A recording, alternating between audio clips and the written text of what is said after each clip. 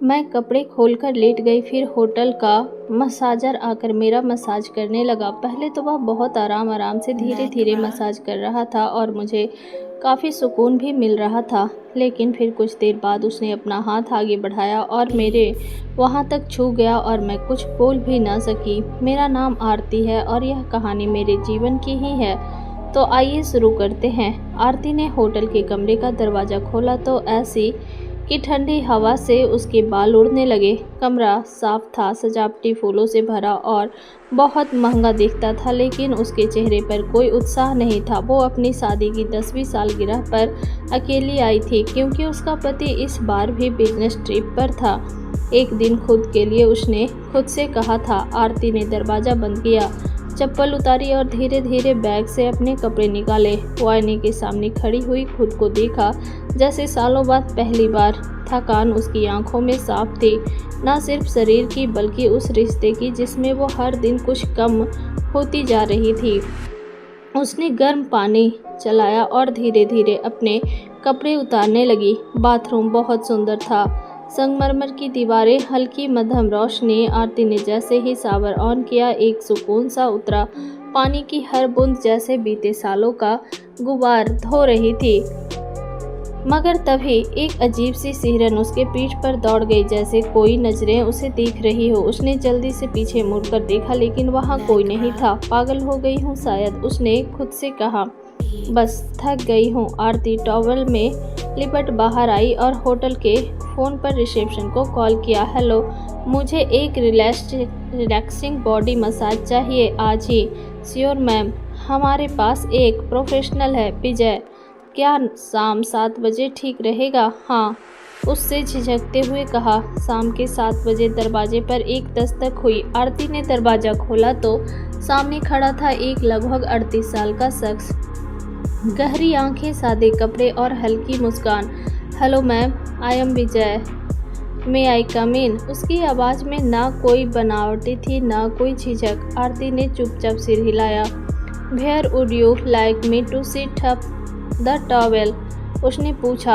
आरती ने खिड़की के पास इशारा कर दिया। विजय ने बड़ी सहजता से टेबल लगाई, तौलिए बिछाए, तेल रखे, फिर उसकी ओर मुड़ा। आप तैयार हैं?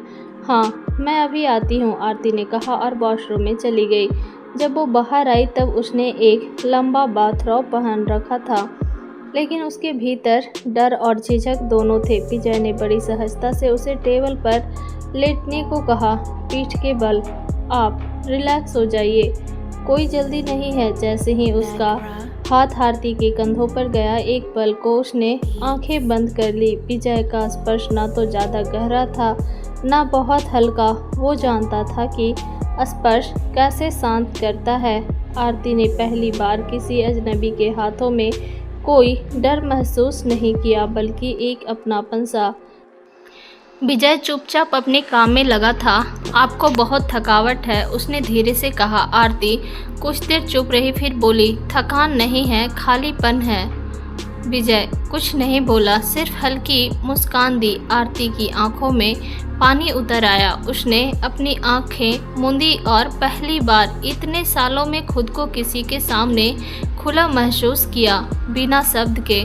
कमरे में अब केवल धीमी मध्यम रोशनी थी। पर्दों के पीछे शाम धीरे धीरे रात में ढल रही थी और आरती की आंखें बंद थी। विजय के हाथ अब उसकी पीठ के कंधों तक, फिर गर्दन के पास आते हुए बहुत ही नरमी से अपनी यात्रा पूरी कर रहे थे। आरती की सांसें अब पहले जैसी नहीं थी, वो थमी हुई थी, जैसे किसी भावनात्मक बंधन में बंध गई हो। वो फुसफुसाई, कभी कभी लगता है मैं बस जिंदा रह रही हूँ, जी नहीं रही। विजय का हाथ वहीं रुक गया। उसने कुछ पल चुप रहकर पूछा, आपकी जिंदगी में क्या आपको कोई सुनता है? आरती की आंखें खुली नहीं, लेकिन दिल जैसे एकाएक खुल गया। सुनता तो है, लेकिन समझता नहीं।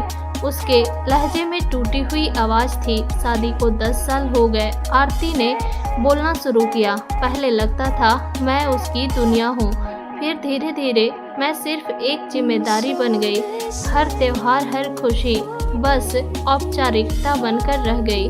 विजय कुछ नहीं बोला, वो सुन रहा था, जैसे कोई बूंद बूंद रिश्ती दीवार को अंदर तक महसूस कर रहा हो। मैं बिखरती रही और उसने कभी देखा भी नहीं। आरती की आवाज़ धीमी हो गई थी। विजय ने धीरे से उसकी हथेलियां पकड़ी। आप टूटी नहीं हैं आरती जी, सिर्फ थक गई हैं। उसके इन शब्दों ने जैसे किसी कांच की दीवार पर चोट कर दी हो। आरती की आंखों से आंसू बह निकले।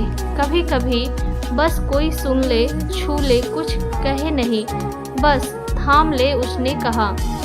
तो बस आज मैं थामता हूँ, विजय ने धीमे से कहा। वो पास आया, उसकी पीठ के नीचे तक तौलिया ठीक किया और सिर के नीचे एक छोटा सा तकिया रखा। उसका स्पर्श अब सिर्फ स्पर्श नहीं था, वो अब एक भाषा बन चुका था बिना शब्दों के।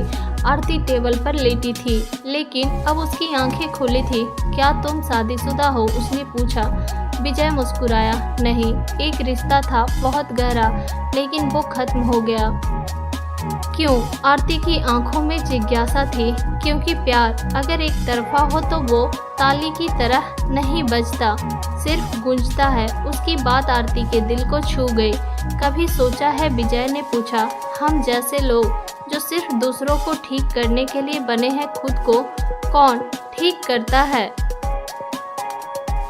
आरती ने पहली बार उसकी तरफ देखा, गहराई से। शायद कोई ऐसा जो खुद टूटा हो।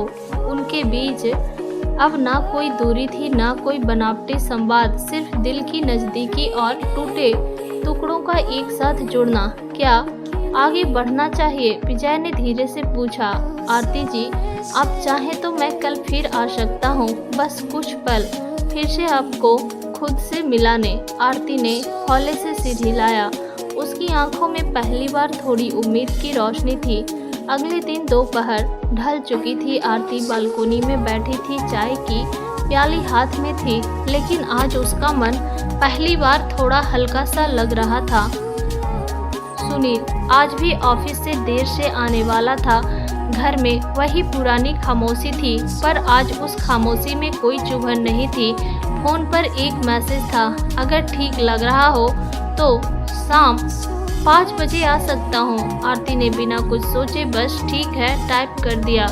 विजय समय पर आ गया। आज उसके हाथ में कोई तेल या क्रीम नहीं थी, बस एक डायरी और एक हल्की सी मुस्कान। आज मसाज नहीं, आज बात करेंगे, उसने कहा। आरती चौंकी। बात किस बारे में? आपके बारे में, उस लड़की के बारे में जो कभी गाना गाती थी, जो कॉलेज में कविता लिखा करती थी। विजय ने उसकी आंखों में देखा। आपको याद है वो लड़की? आरती का गला रुंध गया। उसने चुपचाप सिर झुका लिया। वो लड़की तो बहुत पीछे रह गई, तो चलिए उसे वापस बुलाते हैं। विजय ने डायरी खोली। हर दिन बस एक पेज आप खुद के लिए लिखिए, जो भी मन में आए, दर्द, हंसी, नाराज़गी, शिकायत, सब कुछ। आरती ने धीरे से डायरी को छुआ। इतने सालों बाद कोई मुझे मेरे ही नाम याद दिला रहा है, क्योंकि आपका नाम आरती है और आरती कभी बूझती नहीं, बस धीमी हो जाती है। विजय ने कहा। मैं नहीं चाहती कि तुम फिर आओ रोज रोज, आरती ने कहा। मुझे अब खुद से लड़ना है और जीतना भी। विजय मुस्कुराया। ठीक है, लेकिन अगर कभी हारने का डर लगे तो ये डायरी खोल लेना। वो चला गया। आरती बहुत देर तक दरवाजे को देखती रही। आज पहली बार वो दरवाज़ा बोझ नहीं लगा।